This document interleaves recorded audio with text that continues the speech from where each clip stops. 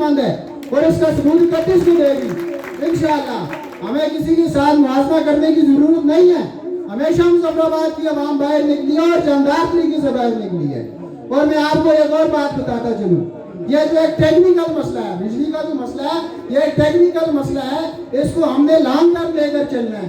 ये सिर्फ एक दिन का मसला नहीं है। आज लोग ये सोशल मीडिया पर मैं देख रहा हूँ कह रहे हैं कि अपोजिशन चैम्बर में जाकर बैठे हम जो इसके ऊपर शौकत साहब तफसील से भी बात करेंगे, लेकिन हमारी वहाँ कोई मुज़ाकरात नहीं हुए। हमारी इंतजार मीटिंग हुई, हमें बुलाया गया है, वहाँ पर इस तरह का कोई भी मुज़ाकरात नहीं हुए, ना हम अपनी कार से पीछे हटे।